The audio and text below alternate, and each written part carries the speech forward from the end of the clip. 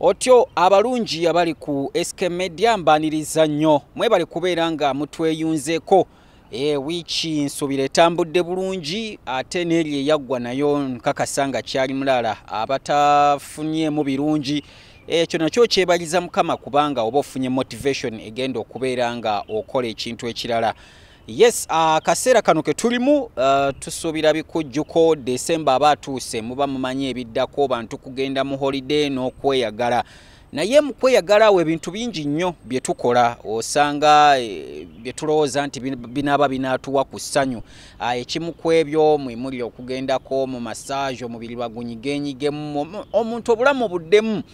Kino kisinga nnyo okukolebwa abasajja era olwaleero y'ensonga gye tugenda okubeera nga tusimbako amakanda waneeno. Nze Solomon Kaweesa Ssabasito w'obwongo ngenda kubeera nina co-host olwaleero. Era ebiseera bingi tujjanga kuba tukola wamu mukyala Joan. Balungi abatulaba tusanyuse kubeera nga tuli wamu namwe ku KS Media. We shall always be here tuwaye wamu namwe ate namwe muwaye wamu naffe.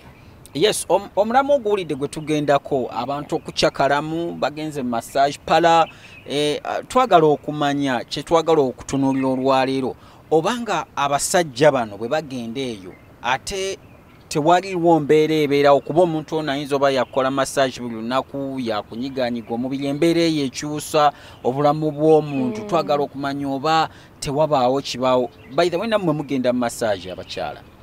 Abakyala tugenda mu massage naye kiviirira. Sometimes why cut, for example, nja kwogera nnyo ku side y'abakyala abafumbo. Limitations from their partners.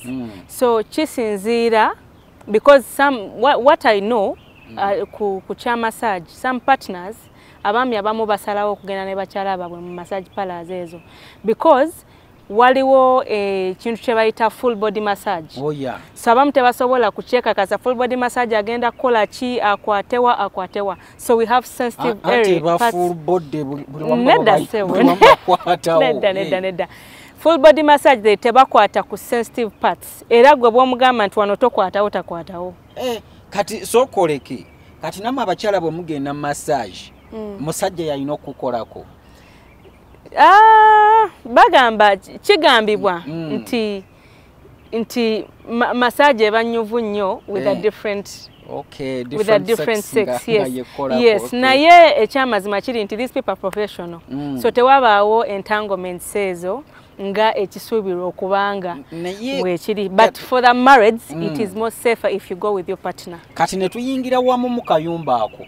Yes, it's okay. Nga bamukola ndaba wali. Yes, toba completely naked. Tenze munanga abamu bangamba mbo olutuuka eri buli kimu ng'ojjako okasukeeri ng'otandika. No. Kuba we njagala okutuukira ku mulamwa kati abasajja abasinga tebaliiko specific sensitive part. Waliwo eziri very very sensitive naye ate kumpi omusajja ye buli w'onoomukwata bw'oti. Ogenda kuba okyusa mukyuse kandi abasajja tugendeyo bakole bugalo bwokka tufulume awe twagala okumanyiraawo naye abasajja lwaki temukolera massage waka bakyala bamulaki anti ogambe bali ba professionals naffe tuba twagala tufune ku kintu ekiri professional. I personally believe even your wife can do better that she can do it better if you give her that motivation to learn how to do it. Motwala mu training naye ntudde nsazeewo ngende mbali professional possibilities kyeziriwo nti omukyalo ono mu kukwata omusajja ono tebagenda kuvaawo nga balinawo relationship. Solomon, ekintu ky'omubiri kintu kizibu nnyo. That is why it is more safer woba ogenze n'omwagalwawo mu bintu ebyo bya massage naddala abafumbo. I personally settanira nnyo bya massage. Siraba nnyo nsonga lwaki mbanyi no bigenda. Kati twogereko ku bali singo ndi mu Kaweesa nakola akasente kange kabaawo. Nsobola okutoolako 10 lya massage.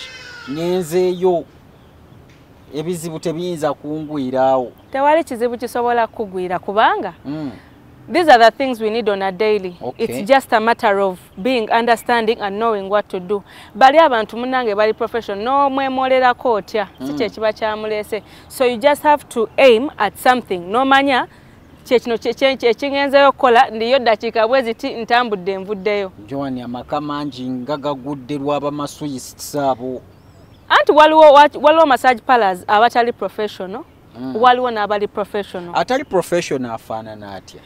Atali professional kyenyinza okugamba obuntu waliwo kati kiviirira sometimes ebintu ebisinga bye tulina massage parlors nyingi. Waliwo obuli eyo mu kafunda babutandise jjo like tebulina order. Omala gagenda mu kantu konna koyita massage parlor ne bakolera ekintu n'ogamba ekiri massage. Naye nga if you try out these professional ones, for example if you come in Serena waliwo massage n'ogendako mu kyengamba mu bifo ebirimu akabeeyi ebyo bitera okubeera bit organized okusinziira kubanga obufu obwo obwa wansi tosobola kubwesiga 100% because you don't really know. Naye bano babeera so professional. Ntuwasobola okubeerawo in fact ne munnaabwe omulala abeerawo. Okay, kiri bwe kiti nze kyemmanyi ku bintu ebyo kye babyogerako massage parlors wabaayo beetaaga kye bayita some bit of privacy nga bali mu kukolako. Kye tutera okulaba abakyala bano abamukola bajja nga bambadde obuntu bumpi nnyo bukome n'okundisho kakati okusikirizibwa okubeeraawo omuntu aba asobola kukwewala atya mazima Joan. This is work. Saagala oyogerenga mukyala mufumbo nti olina obuvunaanyizibwa oteekeddwa okwekumira bbaawo kuba akafaananyi omuntu ali single. Guno mulimu. Kiringa bw'onalaba hotels. Most of the babayita bataba n'abaservinga ba waitresses batera okwambala obuntu ng'obwo gwe bosobola okugamba nti bwe busikiriza but it is part of the work ethics ezaabwe ze balina si kwambala ddala completely bumpi naye kwegamba tosobola kubeera nga for example you're working in a hotel or a restaurant nengo oyambadde kintu ekikomeri waggulu ku maviivi olina okwambala ekintu ekiri a bit appetizing to attract customers to come. Kati bwe attractinga customer ono omusajja abasajja tebaagala kukoma ku attraction gy'alabyawo ayagala ekimu attractinze ayongere okukyetegereza kyekkaanyi. The thing is tetusobola kulowooleza buli muntu ate tosobola kukomya muntu kubeera na bwongo bwe bufunda abaami abamu bwe batera okubeera nabo. Oyita bwongo bufunda nedda si bufunda naye kati omuntu ya akikola atya? Nedda. You have to be knowing what you want. Naye abazzeeyo kola massage naye gwoyambadde akantu kakomeeno konna kakikinavu enebeera olinga eyali tutte ku petrol station ne balipikamu omukka liyiseemu liti mukaleega. Abantu abaagala ebintu ebifaanagana bwe bityo ze kankubuulire we shall try moving around different massage parlors. You'll find the difference eya massage parlors ezeeyimiriridde ku lwayo nazine eziri eno wansi bwe twandiisa obufunda bwe batandikawo obutandisi nga tebasoose nakwebuuza. There is a big difference. Era osangayo abantu ng'abo there is no order at all. Naye I have ever tried one of the biggest massage parlors here. I won't mention of course. Naye nga bali so professional. Ngogenza kola massage nali ngaze mu steam bath.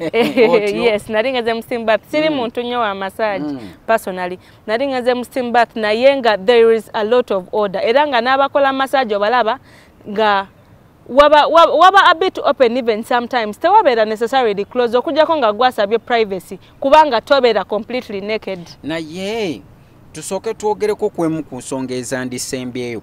Abantu bano boogamba nti bo bali professional. Ngamba kati masuyisiti nga musajja ali ku mukazi amukanda omubiri nagambye weakness z'abasajja omukyala yenna yakula bwati yebitigulirawo mu katawulo kati awo. So man, there is what we call self-control. Self-control. Yes. Gole goba mulimu. Tojja tugamba mbugwe sebo. Self-control gwe batakolera massage mu Gomez ebigenda kuvaawo. Self-control ino kubeerawo by all means. You have to just put it in your mind that this is work. Naye bangamba and they take, by the way, abantu ababawo emirimu baba taking us through all those things. Balina okubeera nga bamanyi what to do. But what is the reason behind some massage parlors ezimu ze tuzze tunoonyerezaako nga babeera n'obupiira munda mu boroom obwo obupiira obwo bwa self control?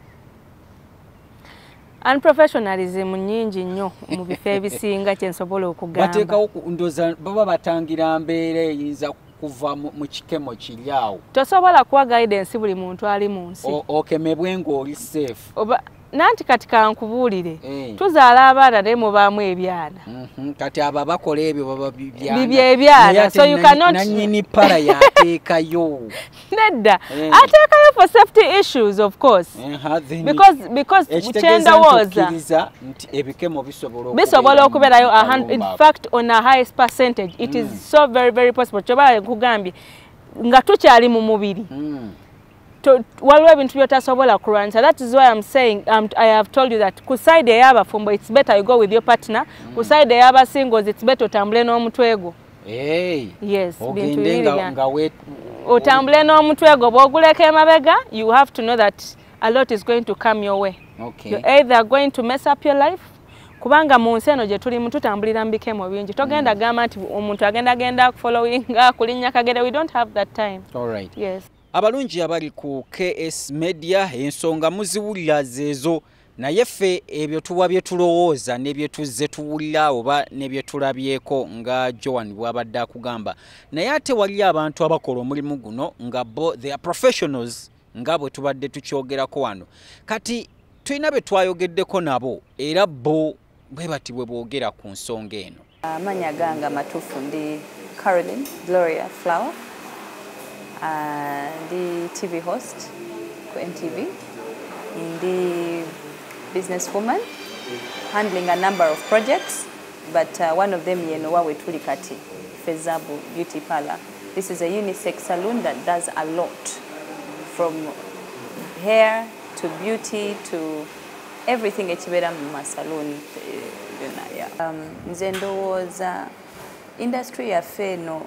Evudde oba kumulamwa to some extent omuntu okujja for massage abaze ku relaxinga nakuza mubiri ku mutendo gwayagala okukola ki kubeeremu. For example omuntu okola nnyo n'okoowa kati sometimes you need that massage naye ate kivudde mu ekyo ekya body relaxation ekidda mu sexualizing the industry kati kwegamba ne bw'ofuna sometimes client akubuuza omwala gw'olina nakino nakina nakikola noyombamu olusi okay truth is kale noyombamu ne client n'omugamba nedda ebyo tetukola ki tetubikiriza oba oyinza okuba mulina mikwano gyammwe munyumya emboozi mukwano gwo nakubuuza ye mulina massage kuki ku Fezabu no tuliina kati bwe mba nzize banankwatakwata mu you know such terms nga nedda ebyo Fezabu tetukola ki tetubikola.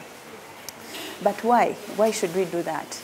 It's true, this industry has sexualized massage. Evudde ku kyalina okubeera ategeeze ku kirala nnyo which I feel is not safe. It's not only safe for those abamassaging, but even those who come to be massaged. It disorganizes them. It affects homes. It affects, so I think to answer your question, but I don't know what we are going to do about it. Nchimanyi most business owners ngeya fame. For them bachirabanga a source of income. Naye lwaki oba oteeka dignity y'abaana ab'obuwala okumaking money. That is one.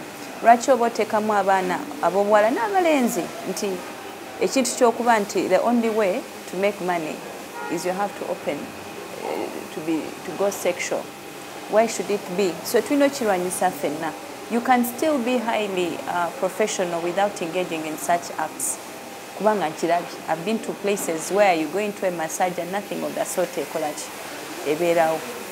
So it's not a one man's battle. Fena tulina okirwanya, tulina okukwatiramu ne tuyamba ne ba clients baffe nti munnange zino zemuzeemu si lodge si hotel lino ddwaliro lya bulungi kujja kulabika bulungi lino ddwaliro kujja kufiringa bulungi jangu mu ddwaliro ofulumu okoleki ogende nga tolina go harassings kubanga bakimanyira nti bwe mba ngenze mu massage nja kufuna solution kubanga already mind wise kiri nti noba wakatandika butandisibwa tukumukwata wacha atabuka kubanga kiri already in their minds. Yeah, it's already in their minds. Naye abami benyine abaina walala gye bagenda tebabisangayo and they won't do such a thing. We can still have a very professional industry nga tetusexualizing abaana, especially ab'obuwala. Cut to this to a point that osanga omwana ayinza n'okuva ku mulimu n'atandikawo massage palaye ng'amanyi kintu kimu nti nze okutunda massage pala yange nina okola kino na kino. Kubanga the only way to make it is sexualizing the whole process, which should not be the case. This should be professional. Otyo ebigambo mubiwulidde ebyo ate mbitwale nga bikulu nnyo n'amagezi abantu abo ge batuwadde. Yes, naye twabadde twataddeyo dda ensonga eno ku mikutu egy'enjawulo era twagala okumanya mmwe abali abalabi kiki mwogera ku issue eno. Yes, ku Facebook kwe tuli ndaba wano Marion Bwenje agambye chances are 0.5 because you go there for massage but not relationship. Are we together, sir? Yes, madam. Okay, Rwanga Stella agamba chances are 99% that they will have sex but not relationship. Okay. Wano Kriston Batendwa ogambye pass wako ogambye chikuyiteko buyisi. Then Zulu Clever ogambye bw'obeera gwe nga akukola massage si muganda wo ate nga si maama wo basenga awo ndowooza ne bwentema. Okay. Kati Segawa Cosmas ogambye we don't have relationships with them, but we pay for extra services and it ends there and then. All right. Ekode Michael ogambye nti good question, but I promise you I have no answer for it. Ha ha ha, no sekao. Then Basilica Hope no gamba 99% because of magnetism. Okay, Kabaka tuliamureba na ogamba it is 98%. Anthony Tumwine Kanjira Nsembayo na ogambye mkulu Solomon terera mulaini. Ensonga nawo giraba gye tuliko tulina okubanga tuyamba abantu. Alright, katulaba ate bo abantu abalabe twayogeddeko nabo kiki boogera ku nsonga eno. Abawala ababeera mu massage babeera nga banyirira nnyo nnyo kubanga tolina mutima mugumu mwana wa maama oyinza okwogerako ebigambo bingi kubanga basikiriza okwegera nabo nowabanga ku massaginga ng'owulira ng'olumala ddadde saana. Kati oli ayinza okumassaginga biki omusajja n'amuwayo akasente n'amaliriza nga ayeewo omubiri naye ate oli ali professional ye agaana okitegera kuba omulimu gwe aba agwonoona ate muno mubamu abalala nga bo bazze kukola byabwe. Ayinza okujja mu massage ng'ali stressed oba yalwanyemu ne bbaawe kadono omusajja alimukola mu massage naye n'amukwata bbaawe batasobola kukwata. Abafumbo kyeyinza okubagamba kubanga nange ne mufumbo nti omwagalwawo wawaka naye asobola okukolera oli mu massage gye wandigenze okukumasaginga omukyalawo oba omusajjawo asobola okukumasaginga naawe n'owulira bulungi nga bwe wandibadde oyagala kuwulira bulungi ng'ogenze eri.